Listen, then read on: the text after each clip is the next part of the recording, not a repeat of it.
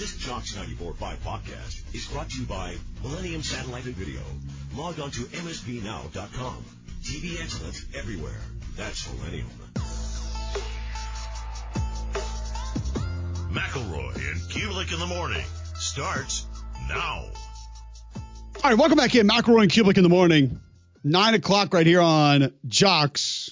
Got the whole band back together, sort of. Greg in Dallas. You haven't told us why you're in Dallas. What is this, your annual friend trip in Dallas that you do?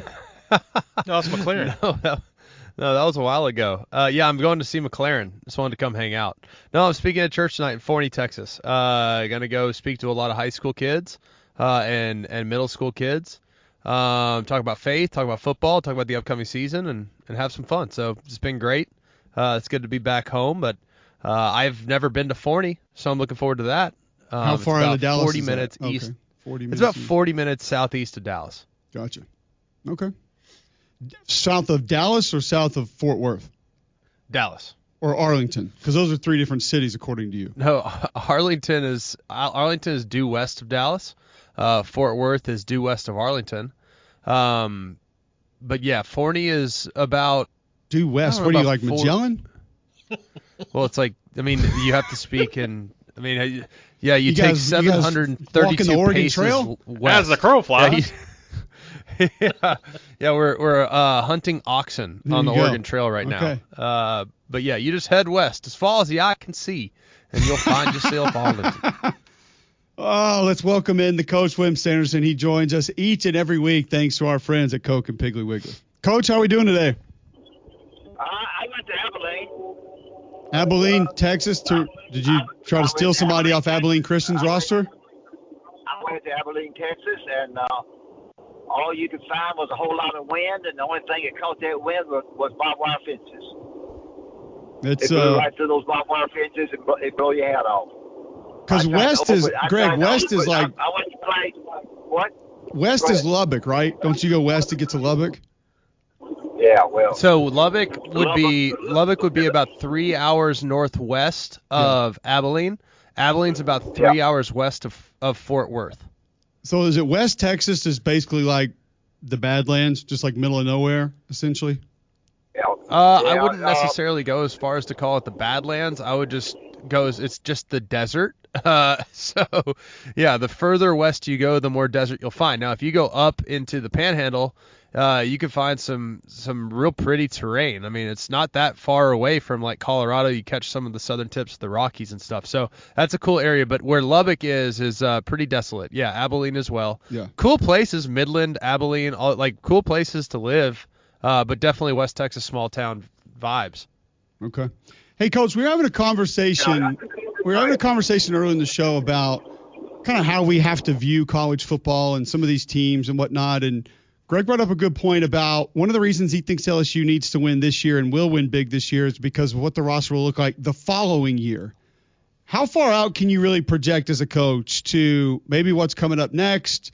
How concerned can you be with that? And I know it's very different today with the portal, but do you change your own expectations based on what you know you're going to have in 2 years or 3 years?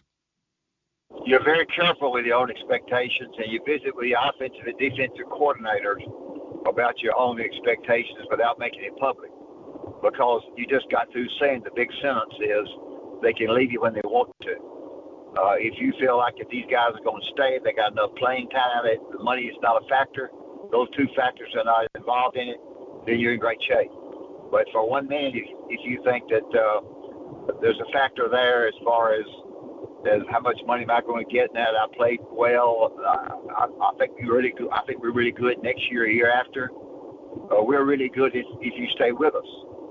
It's not a deal where Alabama recruited a fourth quarterback the other day because the number one quarterback at Alabama, the one that's probably going to start, has played very sparingly, and the other two guys have not played at all. They're probably just as athletic as the one that's going to start. Maybe I'm right, maybe I'm wrong, but you're also covering what you need to cover because this other guy that you hire or you sign needs to be there in case one or two of these guys who are not the ones that start, not the ones who play, and not the ones that get enough money, he's got enough people to play in the skill position.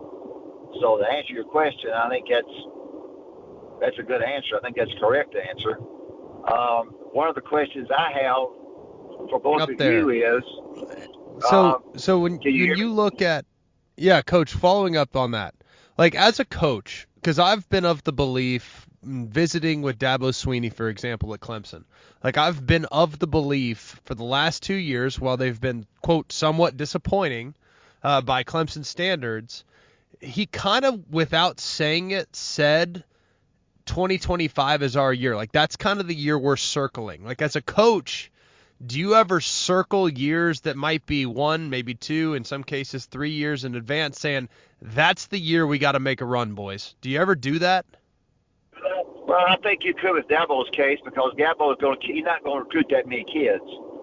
He's going to have the attitude a little bit that Georgia has, in that I'm going to like you and you're going to like me, and it's a bond between both of us, disregarding the money, disregarding the playing time somewhat.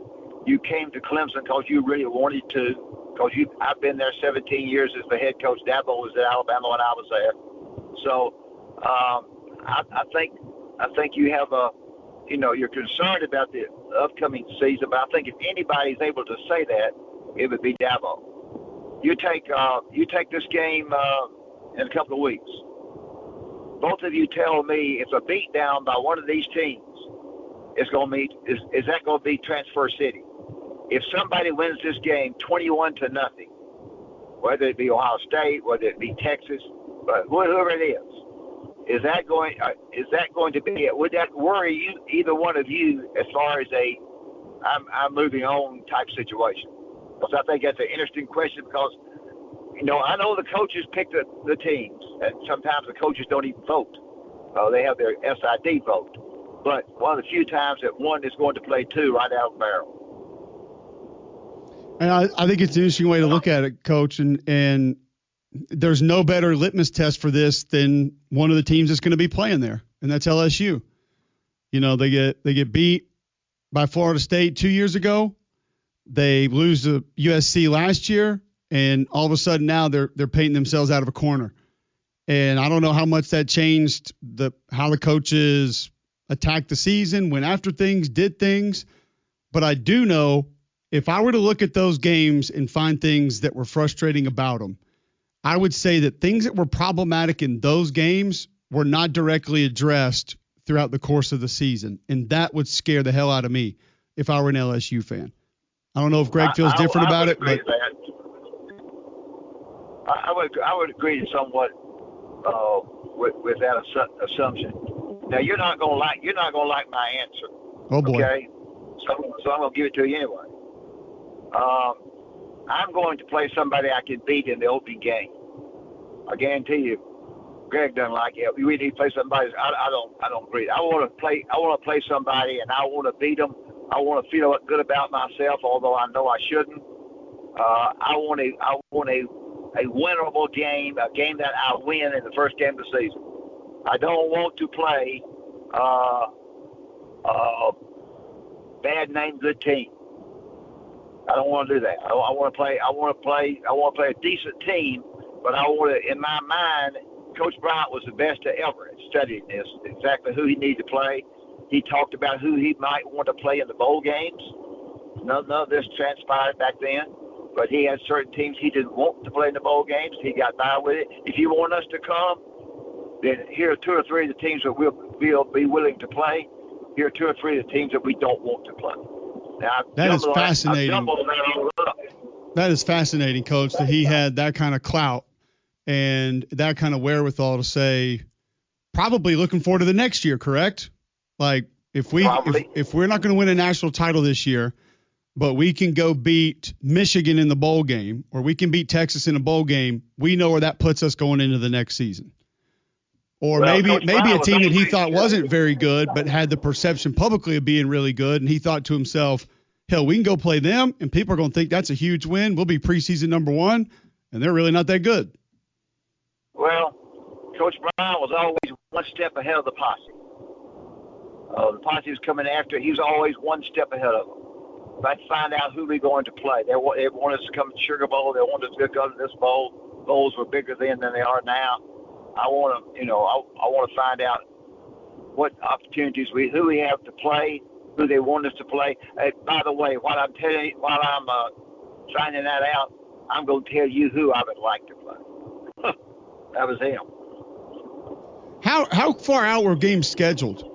Because like you said a moment ago, like he knew who he wanted to play. 10 years. How many? 10 years. 10. Man, because it seems like nowadays, so many of these games that are scheduled look like a great non-con game, and then by the time we get there, it's like, boom, boom, ba-dum. It's just not. So they're wanting to be sure and play somebody that will draw their season ticket. In other words, Alabama's fixing to play Ohio State. They're playing West Virginia the next 2 games, Ohio State down the road. What does that do? It gets their season ticket package sold because they're all dying to see Ohio State. So the athletic directors are having to watch all the money, where the money goes, how much the women's basketball coach is going to get at South Carolina and LSU because they got the 2 biggest programs.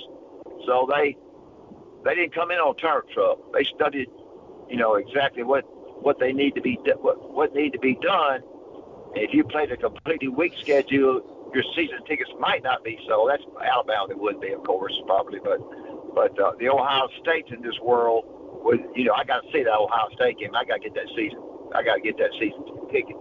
And so that's just the way that worked out. Quite different than when you two guys were playing and the good show that you have now, because it's somewhat different. Well, Coach, we appreciate your. Oh, go ahead, Greg. Okay. Coach, lastly, just kind of speaking to external pressure. And just we've talked a little bit about Brian Kelly and how he needs to win this year, and Dabo Swinney, how he needs to win this year, how James Franklin needs to win this year. Like, as a coach, like, how aware are you of external pressure? Like, do you even pay attention to it? Do you care? Like, how does that affect the coach? Oh, I'm aware of it. All the coaches who've been at football at LSU outside of Charlie McClendon, and neither one of you were even born when Charlie McClendon was there. They've always had a person come in that you didn't know about, you weren't sure about, that was a little bit of a character that your fan base wasn't real sure about. Charlie McClendon he's a good friend of Coach Bryant's, and I think he worked for Coach Bryant at one time. You don't even know who that is, but anyway.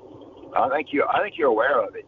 There's no doubt about it. You're aware of it. You want to do a good job in order to beat some people. I believe in opening the game with a win, and that's me. Now, if you want to talk to, other people, they say no, you need to look at your team. I don't give. I want to look at my team, but I also want my team to look at itself. And I'm smart enough to know whether they're good or bad, the team that we're going to play, and I'm not going to say publicly either way. That's an interesting thought, Coach, because there are a lot of coaches that would say, no, we need a big opponent, we need to start off early, need the motivation. But as I just stated, look at LSU the last couple of years, and it's worked against them. So we always appreciate your time. Always love catching up with you. And as we know, each and every week, you're brought to us by our friends at Piggly Wiggly and Coke. Walk in, you'll walk out with a smile on your face. They've got great food. They've got great meats. They have wine, whatever we might need. Doesn't make any difference. Piggly Wiggly is an outstanding company. Stanley and Andy have been friends of mine for a long, long time. They came to my game, sat on my bench. Coca-Cola is a great product. Got my first little $5 gig I got was through Coca-Cola. So I appreciate you guys having me on. Y'all are really good always. And I'll throw my 2 cents in there. That's not always quite like yours, but it is what it is. Well, we'll talk to you next week, Coach. Thank you very much. All right, thank you. That's the coach, Wimp Sanderson, joining us on the Higginbotham Hotline, discussing scheduling. Wild to think about sort of Coach Brian's thought process there, GMAC, on scheduling games, teams that, and maybe like actually finding his way to or away from certain bowl games based on who the opponent may or may not be. Fascinating, a manipulation that could happen back then. You know what I mean? And how you can kind of do whatever it is you wanted. And the coaches had the power to do what it was that they wanted to do in order to alter perception. Like, that's pretty amazing when you really think about it. Shocking. Right. No, it is. Yeah. Also amazing. Well, it kind of goes back to just kind of old school college football, of where a coach could sit there and say, and I'm sure that there are conversations like this, like, you know, you're talking to your AD or whatever, or the league now decides where a lot of teams go, and they're saying, hey man, if they're gonna have Purdue in there, like, why are we doing this? Like, but if we got Michigan or, you know, a down Ohio State team, like, yeah, get us in there.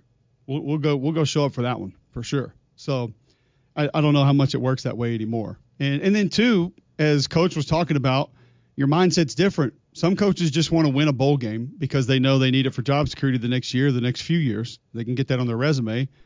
Hell, maybe even the bonus they're just looking at. I mean, you never know. There's a lot of reasons that go into some of these things. Want to get back into our conversation surrounding LSU, some expectations. Also, there's another very interesting move that's happening at a different athletic department in the state of Louisiana. I'll tell you what that is and ask you what you think it means next on Mac and Cube in the morning. Go inside Jocks 94.5 on Jocks TV. Morning Jocks, Mac and Cube, three-man front video simulcasts are presented by Bill Smith Buick GMC and Game Day Men's Health. Watch on the Jocks mobile app and YouTube by searching Jocks 94.5 TV.